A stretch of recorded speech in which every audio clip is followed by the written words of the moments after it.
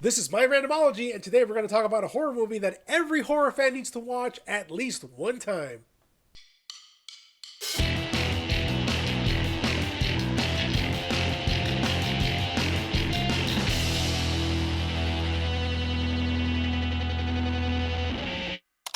That's right, the movie in question is Psycho 2. This, by the way, is the very first entry in the 2-minute review, which I realized after I came up with it spells tumor. So maybe I'll come up with another name for it later, but for right now, we got to talk about Psycho 2 and why it is actually very important in the horror canon. And we're going to do that in about 2 minutes, kind of. Psycho 2 follows Norman Bates after he's being released from psychiatric care and allowed to return to society.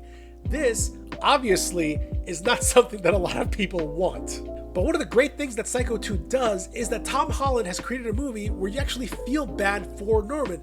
Not that Tom Holland, the other Tom Holland. Anthony Perkins, I think, does one of the great horror performances in portraying Norman as somebody who genuinely feels remorse for what he did, but wants to get back to society. But wouldn't you know it, bodies start dropping at the Bates Motel. And this is a 1980 slasher movie after Friday the 13th and Nightmare on Elm Street have come out, and boy, does it show, because they have a kill scene that you could not have done in the 1950s when Psycho came out. It actually tried to do something different, which is, I think, something that a lot of horror sequels really need to try to do. It did, overall, a fantastic job. For most of the movie, you don't know if Norman Bates is actually the one that's killing people.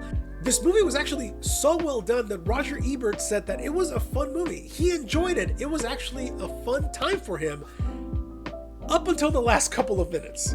And this is where I am going to spoil one of the big reveals. Turns out that Lila Crane, Marion's sister from the first movie, who we also saw in the first movie, has been staging these murders so that Norman will get sent back to the asylum. But eventually, Norman snaps, and that plan goes. And then we get to the last couple of minutes of the movie where we find out that Norma Bates was not actually Norman's mother, and it's actually his aunt who actually fathered him. And so the movie ends just basically putting Norman right back to where he was, and all that character development is kaput. So the reason that this movie really needs to be watched by fans of horror is because this is one of the first movies that I can think of that actually tried to do something different with a sequel and genuinely tried to tell a different story that advanced the plot. So that is the 2-minute review. That is why you should watch this movie. I hope you enjoyed it. Just something a little quick, little fun. I'm gonna keep doing more of these.